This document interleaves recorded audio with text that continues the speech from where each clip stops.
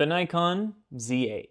Today, I have access to this camera, and I've always been curious about the Nikon lineup. I have the ZF, and I use it all the time. It's fantastic. It just makes me think, how much better can you get with a camera that's almost 2 times more expensive? What's the difference? What's that extra oomph? Hello, and welcome to the house of one of YouTube's most notorious shills, Cam Mackey. You might be wondering, where is Cam? Well, he made the mistake of hiring me to watch his dog while he's gone, and he let me know I could use his equipment to make YouTube videos. Since I'm in a house full of expensive ass stuff that I could not afford, I'm gonna take full advantage, and I'm gonna give you the broke man's perspective on. I just wanted to show you what I got since yesterday. So for comparing the Z8 to the ZF, I really wanted to use them in the environment that I shoot the most because it's what I'm the most knowledgeable about. So my friend Sky and I actually had a portrait session planned. So I just decided to throw both cameras on me at the same time, use them both, see which way I gravitated, and figure out the differences that were especially important or stood out to me. First thing that I noticed, and I'm gonna say it a bunch of times, but it is nailing focus every single time. The focus was just there. I never thought that the ZF, the camera I used the most, had slow focus. I thought it was pretty much top tier mirrorless camera focus until I started using the Z8 and I noticed how sticky, accurate, and consistent it was. So what I'm noticing right now, rocking both cameras, is, well, first off, it's really nice to have 2 cameras. But secondly, this one is really showing that it's for quick professional work, where this one feels more casual.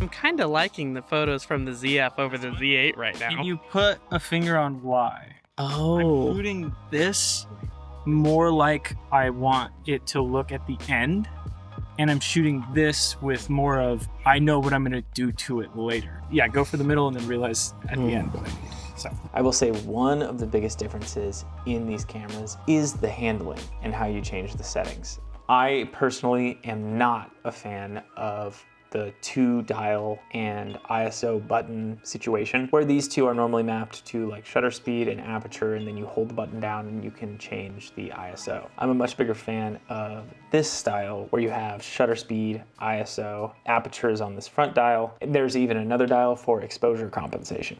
Overall, when I'm shooting in changing environments, this is so much faster for me to adjust, just knowing by muscle memory where everything is, and being able to just glance down and see where all my settings are at and what needs to change. Other than settings adjustments, the handle on this is really solid and feels like a good grip. I appreciate the ease of access to your memory and all the extra buttons that this camera has on the back and even the front.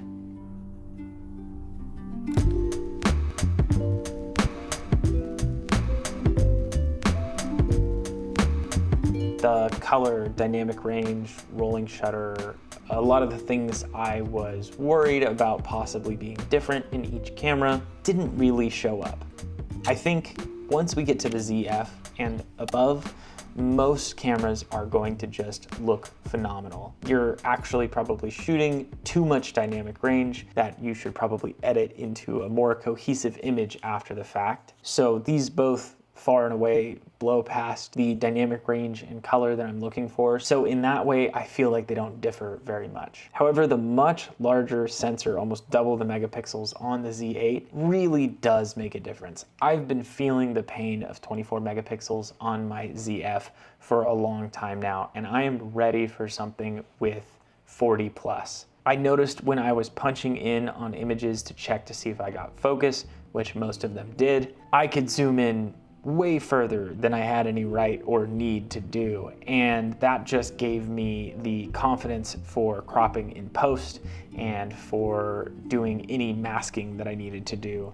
I find myself recently more and more just not worrying about resolution and cropping to whatever suits the image the best. And something like this that has those extra megapixels just makes me feel a lot more comfortable while shooting, knowing that in post I will be able to crop to suit the vision that I'm looking for. Kind of leaning on this red light too much, but it looks so cool.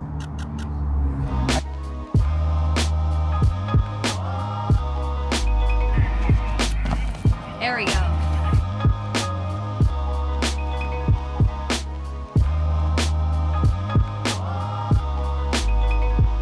With all of that in mind, I don't see myself replacing my Nikon ZF with this camera. If for some reason a lot of extra money came into my hands, I could see myself using this as my camera for jobs, and the ZF would most likely stay my camera for fun projects or just walking around town.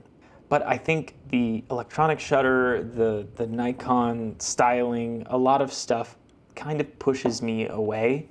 And so it was really revealing to actually use this and realize it really is just a phenomenal camera. And I could see myself warming back up to this more DSLR looking type camera, as opposed to the very style forward ZF that I really do love and appreciate. So I want to say the big takeaways here for me are, if you're looking at your final file and you're not doing much cropping, the ZF and the Z8 are pretty much identical. It's gonna be in terms of handling and autofocus that are the big two differences where these cameras diverge, and also of course price.